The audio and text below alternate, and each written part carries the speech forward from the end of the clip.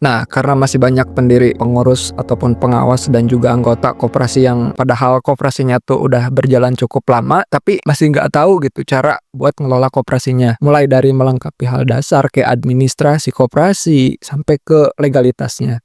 Jadi kita bakal sharing-sharing di playlist ini. Nah, buat video kali ini gua mau sharing dari awal dulu nih, dari alur pendirian koperasi. Ini PR juga buat pemerintah, buat dinas koperasi, karena mayoritas koperasi-koperasi yang ada saat ini buat hal yang sedasar ini aja masih pada kebingungan. Oke lah, kita mulai.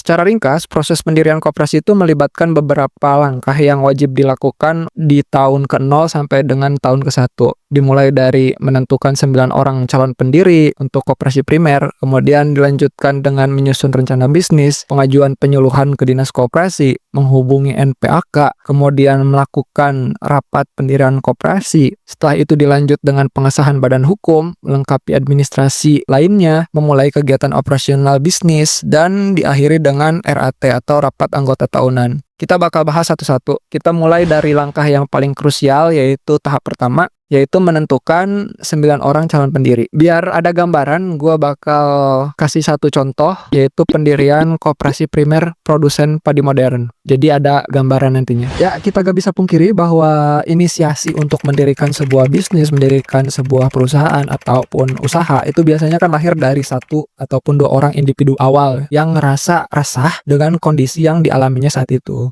Nah, orang-orang inilah yang pertama kali bisa mengidentifikasi kebutuhan ekonomi dirinya dan juga lingkungannya, terus juga melihat ketidakadilan sistem yang dialami oleh banyak orang, termasuk di lingkungannya, yang menjadikan mereka tidak bisa untuk mengembangkan usahanya. Kemudian juga mereka-mereka inilah yang merumuskan ide perubahan sebelum orang lain pada sadar. Hal ini bukan berarti mereka tuh lebih hebat, bukan. Tapi karena kesadaran untuk bikin usaha ataupun mendirikan bisnis tuh jarang banget lahir dari banyak orang sekaligus. Yang ada malah bisnisnya tuh cuma wacana doang atau ya gak ada progres sama sekali lah. Intinya sebuah usaha ataupun bisnis akan lahir ketika ada segelintir orang yang berperan sebagai pemicu, di mana dia tuh lebih peka, lebih kritis, atau lebih ngerasain pahitnya sistem dan paling bertekad kuat buat mengubah kondisinya. Nah, orang-orang inilah yang kita sebut sebagai inisiator. Oke, mari kita ke contoh real. Jadi kondisi si inisiator ini, dia tuh petani yang cuma punya lahan kecil sekitar 0,1 hektar, di mana produksi per musimnya tuh cuma 500 kilo atau 5 kintal gabah kering panen. Nah, dengan harga jual GKP ini antara 5.000 sampai dengan 6.500 per kilo, setelah dikurangi biaya produksi, maka sisa bersih yang dia dapat itu cuma sekitaran 1,6 juta sampai dengan 2,3 juta per musim.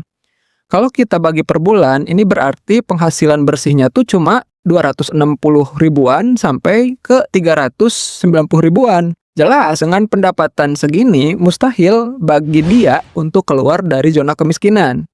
Nah, inilah yang disebut sebagai kemiskinan struktural. Bukan karena si petani tersebut malas kerja, tapi sistemnya tuh mau sekeras apapun si petani ini berusaha, tetap aja hasil akhir yang bakal dia dapat ya mentok segitu-gitu aja. Nah, setelah ngerasa resah dan muak karena capek ya jadi petani 3 bulan, 4 bulan, tapi hasilnya tuh habis cuma dalam hitungan 1-2 minggu.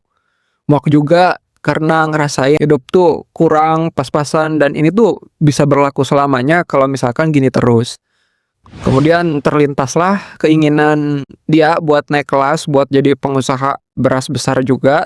Tapi di sisi lain secara logika itu bisa dikatakan masih mustahil. Karena buat ngumpulin modal aja, buat dia ngebangun dryer, gudang, apalagi rice milling unit, itu terlalu susah gitu ya. Bahkan buat nyisihin beberapa ribu rupiah untuk sehari-hari aja, itu bener-bener udah effort banget lah. Belum lagi ditambah dengan resiko gagal panen, terus kurangnya pengetahuan soal bangun bisnis gitu kan. Ini bisa bikin modal yang dia gelontarkan tuh nantinya kalau misalkan salah arah itu bisa hilang secara cuma-cuma. Akhirnya dia dapat solusi yang lebih logis, yaitu bisnis koperasi. Ya, kalau emang bikin bisnis sendiri itu secara logika mustahil kecapai, maka kenapa nggak bikin bisnis bareng-bareng aja sama yang lain yang kondisinya sama seperti gua, ceritanya gitu. Ya meskipun modalnya receh dan lahannya juga seadanya, tapi kalau misalkan banyak dan semuanya digabungin, maka nantinya bisa nyuplai ke Bulog, bisa dapat harga pupuk non subsidi yang lebih murah karena pesannya banyak dan langsung dari pabrik, bisa punya gudang dan dryer bareng-bareng secara bertahap, bisa ajuin akses modal buat scale up bisnis bareng-bareng, buat nambah lahan bareng-bareng, dan tentunya secara gak langsung setiap individu-individu anggota koperasi ini akan terdorong untuk terus belajar, terus upgrade diri buat ngembangin bisnis koperasi ini. Biar hasilnya juga makin gede, makin untung juga, bisa scale up bisnis lagi.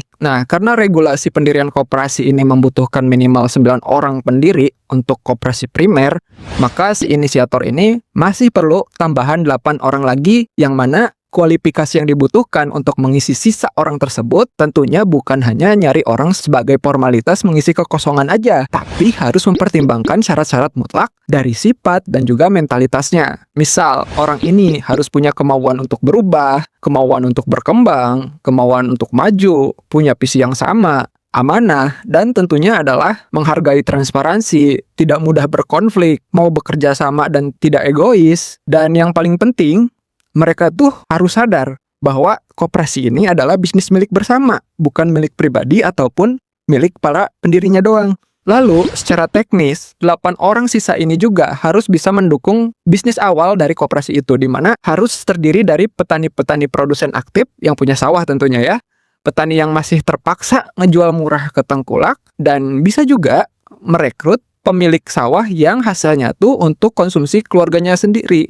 Jadi tidak diperjualbelikan. Akan lebih bagus apabila 8 orang ini mereka memiliki sawah yang saling berdekatan agar nantinya secara kos produksi jauh lebih efisien untuk bisnis awal. Nah, inilah idealnya pendiri koperasi sebagai penggerak ekonomi rakyat yang lahir dari keresahan bersama, bukan rentenir atau bos tengkulak yang ganti skin biar kelihatan legal dan lolos jeratan hukum. Bukan juga bisnis pribadi berkedok koperasi, apalagi kedok buat cuci uang ya. Bukan. Bukan juga dibentuk dari program pemerintah yang tanpa perencanaan matang, yang justru malah bikin banyak muncul narasi penyesatan gerakan koperasi. Misalnya kayak narasi sesat yang katanya kalau pengurus koperasi itu bakal digaji pemerintah 8 juta per bulan. Aduh, mana ada koperasi digaji pemerintah? Dikira ASN kali. Kalau digaji pemerintah berarti harusnya pengusaha-pengusaha, perusahaan besar juga berarti digaji pemerintah dong. Aduh, gimana ini pola pikir ya. Lanjut, setelah para pendiri ini terbentuk, selanjutnya para pendiri ini wajib melakukan brainstorming untuk menyamakan visi pendirian koperasi. Outputnya adalah rancangan bisnis kasar, poin-poin potensi masalah, kemudian tantangan, solusi kasarnya, ide kasar untuk pengembangan, dan poin-poin yang berkaitan sama rencana bisnis. Terus secara administrasi, outputnya di tahap ini juga para pendiri harus mengumpulkan dokumen-dokumen penting seperti fotokopi KTP, kemudian CV, surat perjanjian pendiri, dan struktur organisasi awal sementara. Nah, setelah dokumen-dokumen ini terkumpul, para pendiri ini akan melangkah ke tahap selanjutnya, yaitu tahap menyusun rencana bisnis atau business plan. Karena durasi ini kepanjangan, untuk tahap rencana bisnis kita lanjutin di video selanjutnya.